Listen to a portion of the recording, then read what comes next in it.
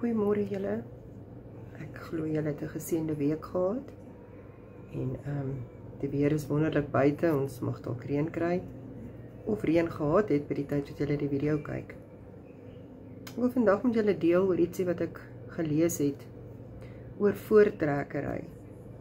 Ek dink daar's maar altyd 'n mate van, seker nie altyd nie, maar daar is gewoonlik dalk 'n kind of iets wat jy dalk bietjie meer ietsie voorgee of ietsie toelaat as die ander ene.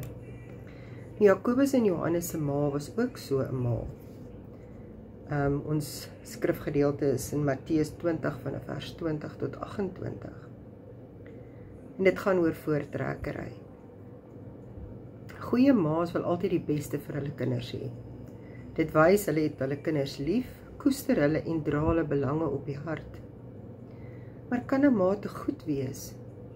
Deur te glo dat haar kind nooit lelik kan wees of 'n bakleierery begin nie, dat haar liefling nooit sal jok nie, dat haar seun verdien om gekies te word vir die rugbyspan bo ander seuns. Voortrekkery, veral tussen kinders, is 'n baie gevaarlike speletjie. Dit kan ook beteken dat een kind in 'n gesin minder as 'n ander een gestraf word.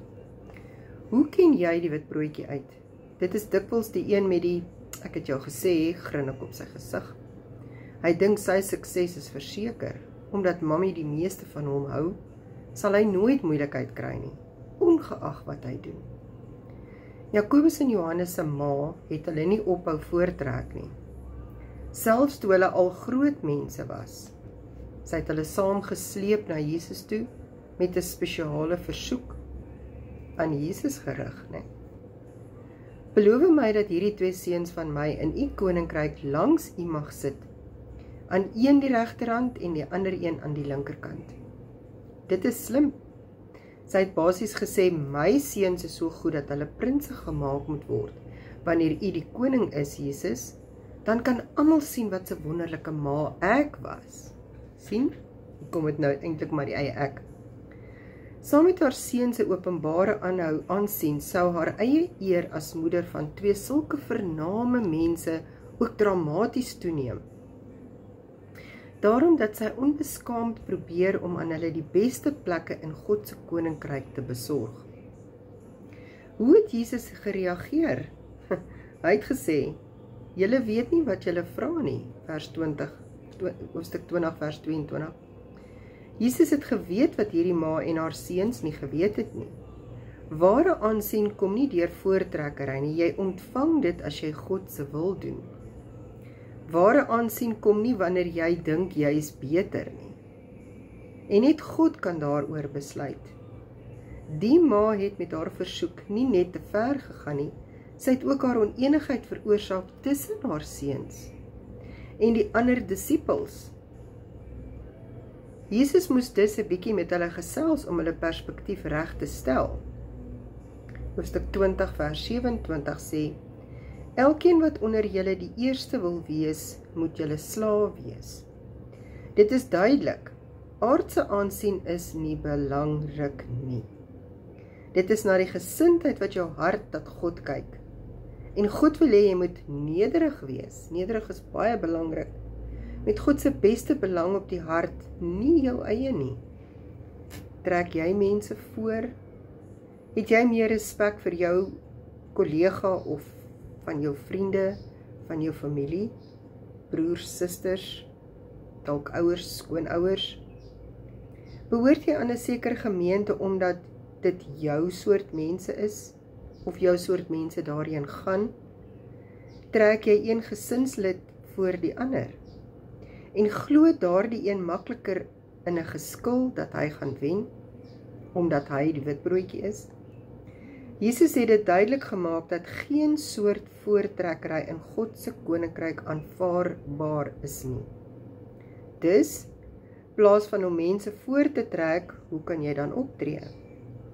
Jy kan objektief wees, die situasie en die mens in die regte perspektief sien.